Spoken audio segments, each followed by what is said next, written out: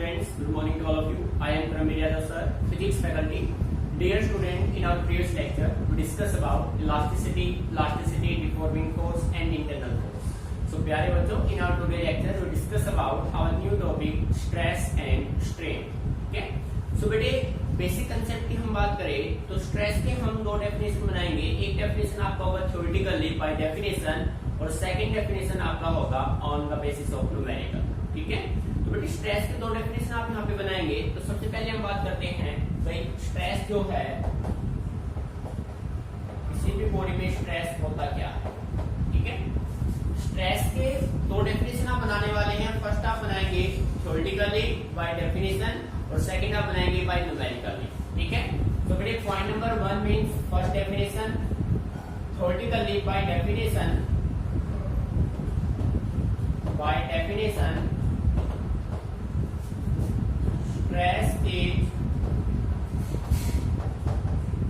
stress is the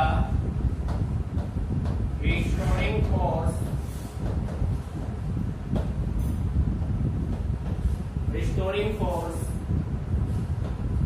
per unit area. ठीक है बेटे, बेटे डेफिनेशन की अगर हम बात करें ना, जो अपना स्ट्रेस होगा वो होगा restoring force per unit area by definition, और थ्योरेटिकली आप इसको कह सकते हैं.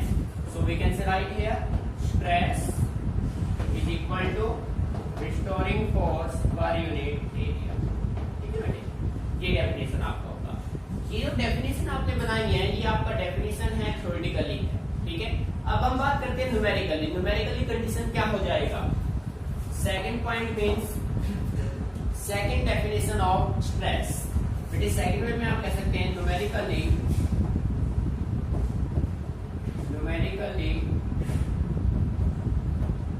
Stress is equal to the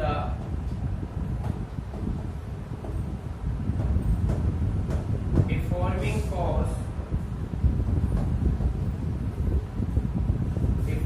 force per unit area. ठीक है बेटे, न्यूमेरिकली आप बात करेंगे. न्यूमेरिकली जो अपना स्ट्रेस होगा वो होगा deforming force per unit area. अब प्यारे बच्चों, जैसा कि आप जानते हैं रिस्टोरिंग फोर्स आपका इंटरनल फोर्स है, डिफॉर्मिंग फोर्स आपका एक्सटर्नल फोर्स है. ठीक है, तो प्यारे बच्चों मैथमेटिकली मैं कह सकता हूं कि अपना जो स्ट्रेस होगा वो किसके बराबर होगा, deforming force per unit area. ठीक है बेटे, मीनिंग समझ में आ रहा है. ठीक है, अब हम बात करते हैं एसआई यूनिट ऑफ स्ट्रेस. देखो बेटे यहाँ पे मैं राइट कर रहा हूँ एसआई यूनिट. एसआई यूनिट की अगर हम बात करें बेटे, फोर्स चाहे इंटरनल हो, फोर्स चाहे एक्सटर्नल हो, एसआई यूनिट तो सभी का सेम होता है. और फोर्स का एसआई यूनिट क्या होता है भाई, न्यूटन. ठीक है, और बेटे restoring force per unit area. और बेटे एरिया का क्या होता है, एरिया आपका होता है मीटर स्क्वायर. तो न्यूटन पर मीटर स्क्वायर इसका क्या हो जाएगा, एसआई यूनिट हो जाएगा. बेटे मीनिंग समझ में आ रहा है. ठीक है, अब बात करते हैं इसके डायमेंशनल फॉर्मूला की. इसका जो डायमेंशनल फॉर्मूला डीएफ जो इसका होगा बेटे, यहाँ पे डीएफ डिफॉर्मिंग फोर्स है, यहाँ पे डीएफ डायमेंशनल फॉर्मूला है. तो स्ट्रेस फोर्स वाई है क्या भाई, m1l-1t-2 is the dimensional formula for stress.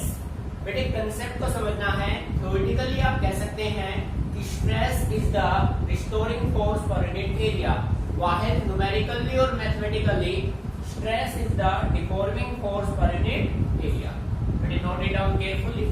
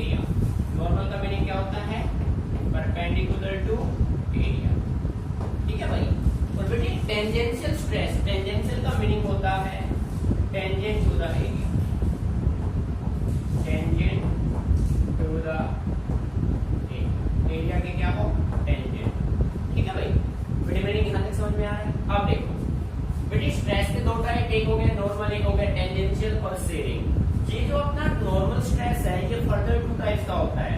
Normal stress is further divided into two types. बेटे इसके दो टाइप ये बनेंगे, एक इसका बनेगा टेंजाइल स्ट्रेस, टेंजाइल स्ट्रेस, ठीक है, और एक इसका बनेगा कंप्रेसिव, दूसरा बनेगा कंप्रेसिव, कंप्रेसिव स्ट्रेस। आप देखो बेटे नाम से इंडिकेट हो रहा है tensile, tensile means increase in length. अगर आप किसी बॉडी पे फोर्स एक्सर्ट करें, फोर्स एक्सर्ट करने से बॉडी का जो लेंथ है वो इंक्रीज हो, तो बेटे वो होगा टेंजाइल। अब मान लो कोई भी आपके पास इलास्टिक ऑब्जेक्ट है स्फेरिकल शेप में, उसको आप कंप्रेस करो, जैसे आप कंप्रेस करेंगे उसका वॉल्यूम क्या होगा, डिक्रीज, तो उसको बोलेंगे कंप्रेसिव स्ट्रेस। बेटे यार मीनिंग समझ में। सो टेंजाइल मीनिंग होगा increase in length, increase in length, और कंप्रेसिव का मीनिंग होगा बेटे डिक्रीज इन वॉल्यूम,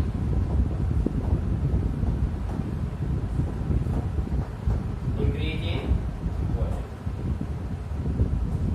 आ रहा है मीनिंग समझ में भाई। सो प्यारे बच्चों ये बेसिक टाइप्स है स्ट्रेस के। स्ट्रेस के two type normal and tangential. Normal के further two type tensile and compressive. Tensile का मीनिंग होगा इंक्रीज इन लेंथ, कंप्रेसिव का मीनिंग होगा डिक्रीज इन वॉल्यूम। आप प्रैक्टिकली देख सकते हैं, मान लीजिए आपके पास कोई एक इलास्टिक है 1 मीटर का है, आपने इसको डिफॉर्म किया तो ये 2 मीटर का 3 मीटर का आपने कर दिया इसको, तो बेटे ये होगा आपका टेंजाइल स्ट्रेस लगेगा इसमें, ठीक है। अब कंप्रेसिव, आपके पास कोई इलास्टिक बॉल है, आपने उसको कंप्रेस किया, तो जैसे आप उसको कंप्रेस करेंगे उसका वॉल्यूम जो है वो क्या होगा, डिक्रीज होगा। That stress is said to be compressive stress, ठीक है बेटे, note it down carefully.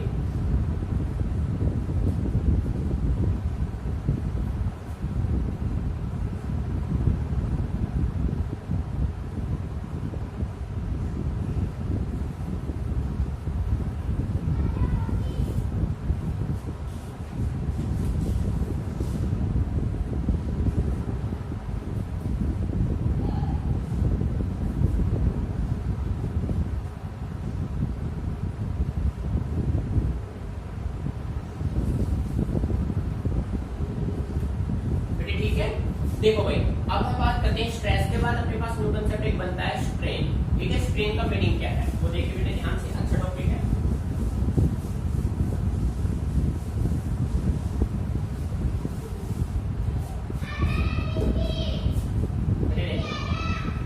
Next topic आपको बनेगा strain.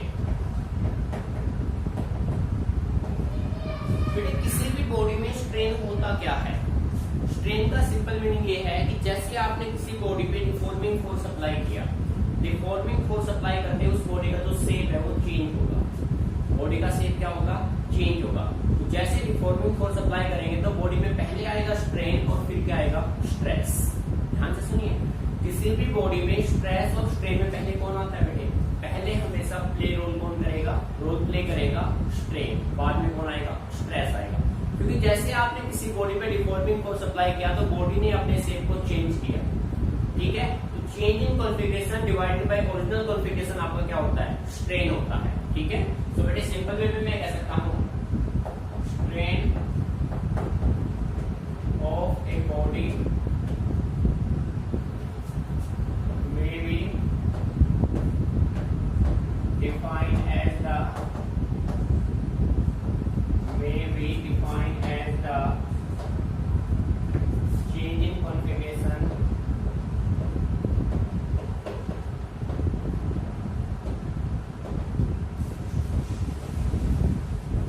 change in configuration to the original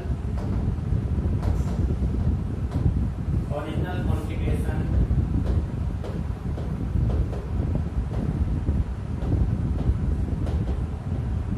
of the body of the body। अब बेटे जो कॉन्फ़िगरेशन वर्ड है ना, कॉन्फ़िगरेशन का मतलब बॉडी का लेंथ चेंज हो सकता है, बॉडी का वॉल्यूम चेंज हो सकता है, बॉडी का शेप चेंज हो सकता है, समझ रहे हैं ना। कॉन्फ़िगरेशन में सभी वर्ड काउंट हो जाएंगे, उसका लेंथ, वॉल्यूम, शेप, ठीक है। अब देखो भाई, so we can write here strain is equal to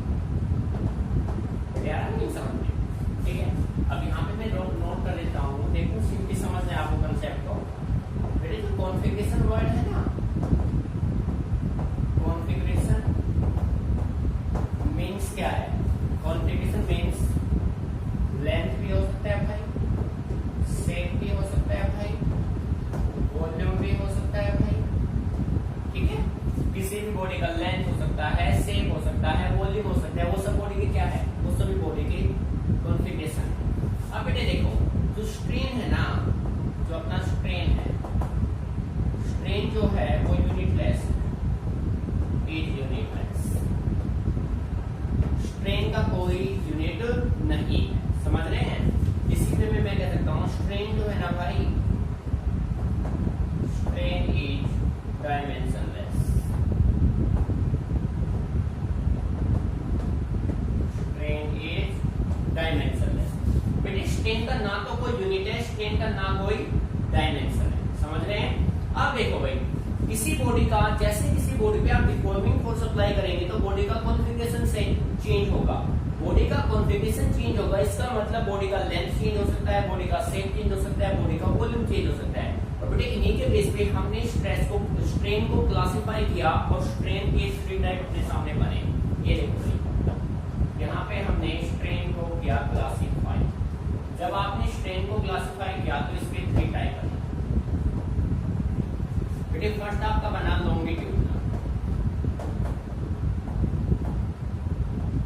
first one is longitudinal strain. Second will be volumetric strain. Volumetric strain. तो बेटे third will be shearing strain. Shearing strain. देखो shearing आपका stress भी होता है, शीयरिंग आपका strength भी होता है। Longitudinal, volumetric, shearing. नेम से क्लियर हो रहा है? लॉन्गिट्यूडनल लेंथ में चेंज होगा, वॉल्यूमेट्रिक वॉल्यूम में चेंज होगा, शीयरिंग स्ट्रेन एंगल में चेंज होगा। मुझे समझ रहे बात को? तो सबसे पहले आप इसको जैसे एक बार नोट कर लीजिए, फिर हम 1 बाय 1 इन तीनों को एक्सप्लेन करते हैं। ठीक है बेटे, note it down carefully.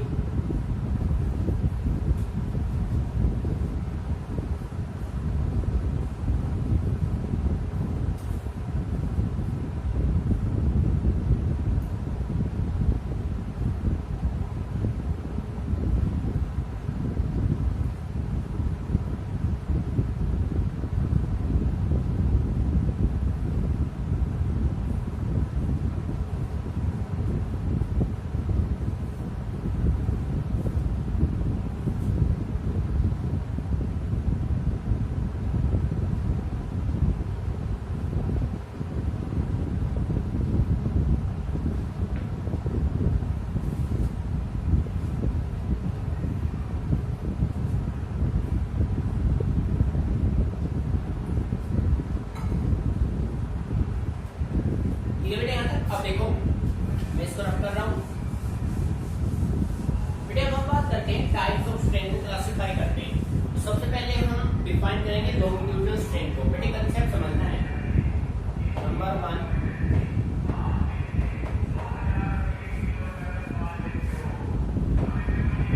Longitudinal strain.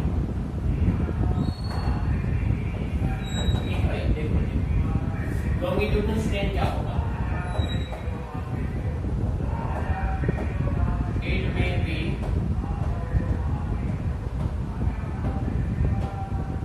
It may be defined as the ratio of change in length to the original length of the bone। देखो बेटे, सिंपल वे में आप ये कह सकते हैं जो लॉन्गिट्यूडनल स्ट्रेन आपका होगा ना,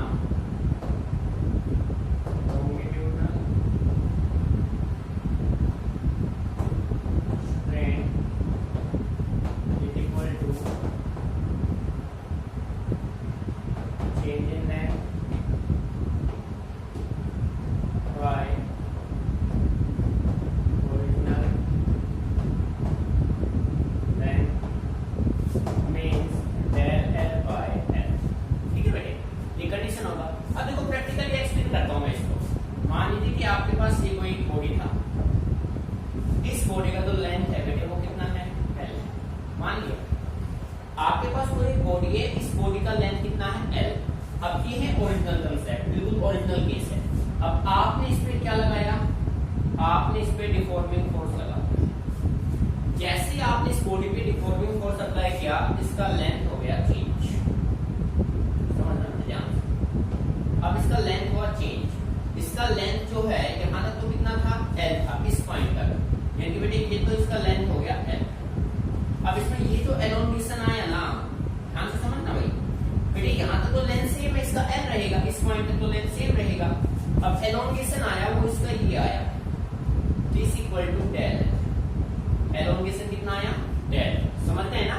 सो चेंज इन लेंथ कितना हुआ इसका, डेल L हुआ, ओरिजिनल कितना था इसका, L था। बेटे बात समझ आ रही। अब मान लो आपके पास कोई प्लास्टिक है 2 मीटर का, तो ओरिजिनल लेंथ कितना हो गया, 2 मीटर। अब आपने उस पर डिफॉर्मिंग फोर्स लगा के उसको कर दिया 3 मीटर, तो बेटे एलोंगेशन कितना हुआ, 1 metre. So change in length 1 metre, original length था 2 मीटर। मीटर से मीटर कैंसिल आउट हो जाएंगे, इसकी वजह से ये क्या होता है, यूनिटलेस एंड डायमेंशनलेस। भाई लेंथ का भी मीटर होगा, लेंथ का भी मीटर होगा, तो कैंसिल आउट हो जाएंगे, तो बन जाएगा यूनिटलेस एंड डायमेंशनलेस। बेटे मीनिंग आया समझ में, ठीक है। अभी नोट मत करना, ध्यान से सुनो।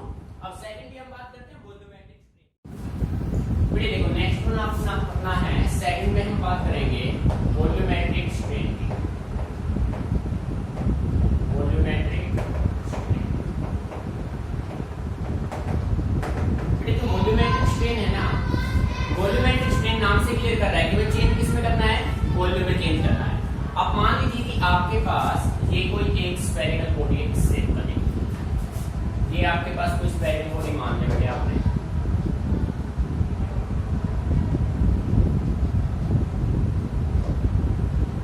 ये हमने मान लिया कि हमारे पास ये कोई स्फेरिकल बॉडी हो, ठीक है बेटे।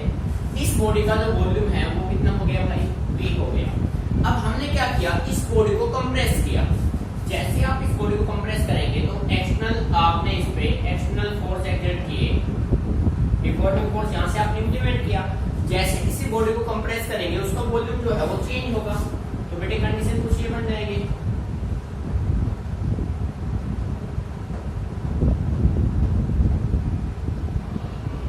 ठीक है।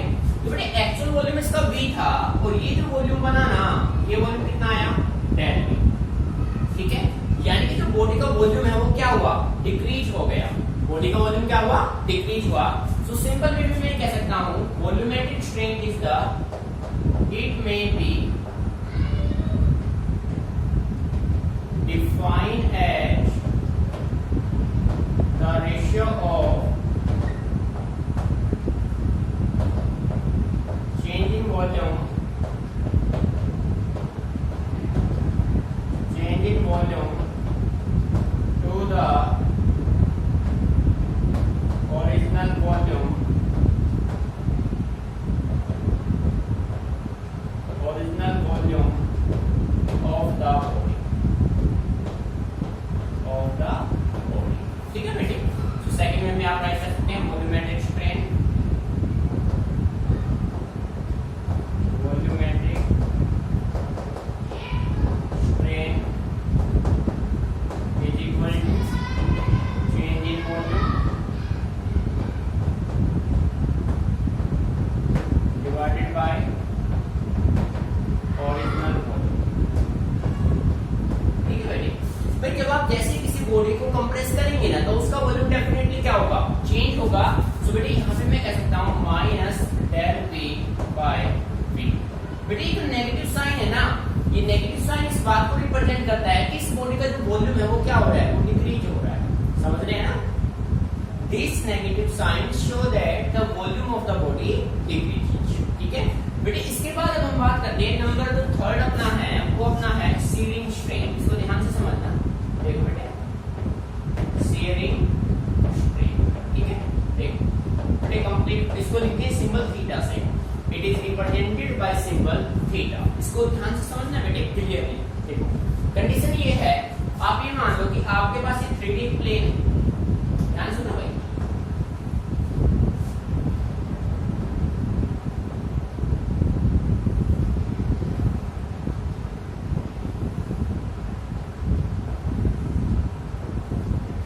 बेटे ये हम मान लेते कि हमारे पास ऐसा ये कोई एक 3D प्लेन,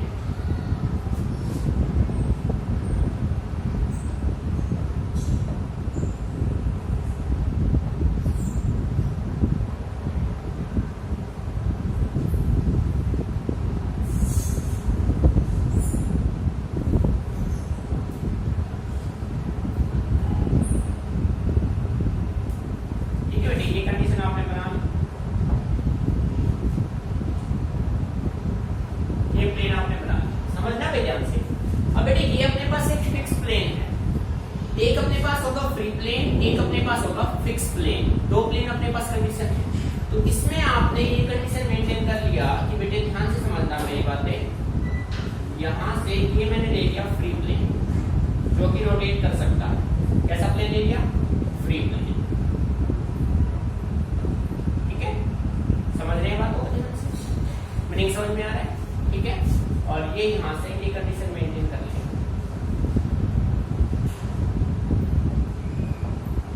ठीक है भाई, ऐसे ही प्यारे बच्चों, ऐसे ही हम बात करें सिंपल वे में, थोड़ा सा इसको इंक्रीज हम अगर करना चाहे तो हम ये कह सकते हैं कि यहां से अपना ये जो एलोंगेशन देगा ना, ये एलोंगेशन कुछ इस तरीके से आएगा। इसको आगे की तरफ एक्सटेंड कर देंगे, इसको भाई यहां से मिला दो। ठीक है, और ये अपना जो है ये प्लेन अपना यहां तक एलोंगेट करेगा। समझ रहे हैं बेटे? ठीक है, और इसको आप यहाँ पे मिला दीजिए और ये अपना समझ लीजिए। ठीक है, अब इनका जो एंगल बनेगा ना, this angle theta is said to be shearing strain. ये जो एंगल होगा ये बेटे फिक्स प्लेन था और ये अपना हुआ फ्री प्लेन जो कि क्या कर रहा है? रोटेट कर रहा है। ठीक है, जो कि क्या कर रहा है? रोटेट। कितने एंगल से जा रहा है भाई? ये थीटा से जा रहा है। समझ गए? तो बेटे क्या आपका होगा? Shearing strain. अच्छे से एक बार डायग्राम को ऑब्जर्व कर लीजिए।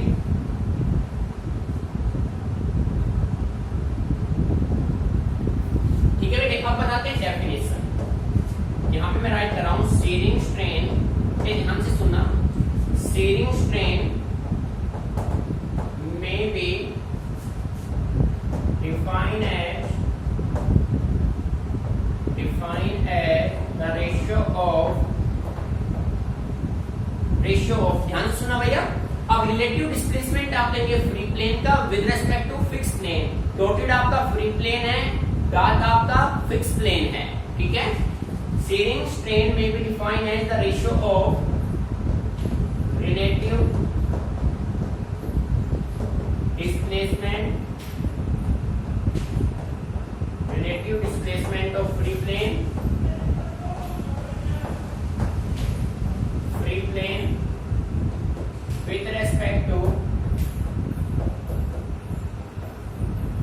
with respect to fixed plane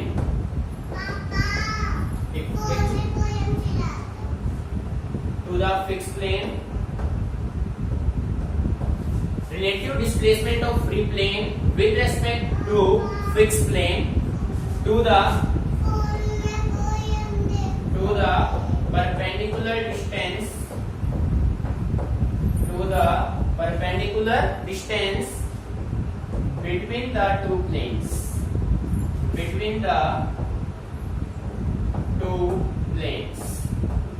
देखो बेटे ध्यान दीजिए, ये आपके पास जो है ना, ये आपका है फिक्स प्लेन और ये आपका है फ्री प्लेन। ठीक है, तो जो रिलेटिव डिस्प्लेसमेंट होगा फ्री प्लेन का वो किसके रेस्पेक्ट में होगा? With respect to fix plane, और इन दोनों प्लेन के बीच का perpendicular distance. Relative displacement of free plane with respect to fix plane to the perpendicular distance between the two planes, वो आपका होगा शेयरिंग स्ट्रेन। सो मैथमेटिकली आप ट्राई कर सकते हैं theta equal to del L upon L. बेटे ये आपका होगा डेल एल और ये आपका ओरिजिनल लेंथ क्या था? एल। नहीं समझ में आ रहा है? सो ये आपका होगा शेयरिंग स्ट्रेन। बेटे कंसेप्ट को समझने अच्छे से, नोट इट डाउन केयरफुली। ठीक है,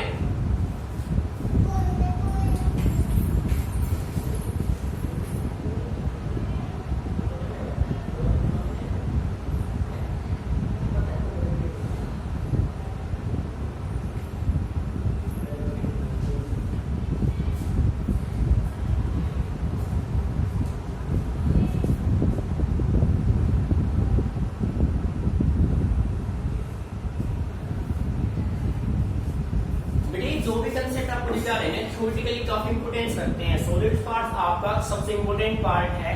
जो भी क्वेश्चन है, हम जैसे प्रैक्टिकल में वाइवा में बैठते हैं तो इस पार्ट से सबसे ज्यादा क्वेश्चन अराइज किए जाते हैं। ठीक है, क्योंकि बेसिक है ये आपका, कंडीशंस को आपको समझना है। ठीक है, तो डेफिनेशन यानी कि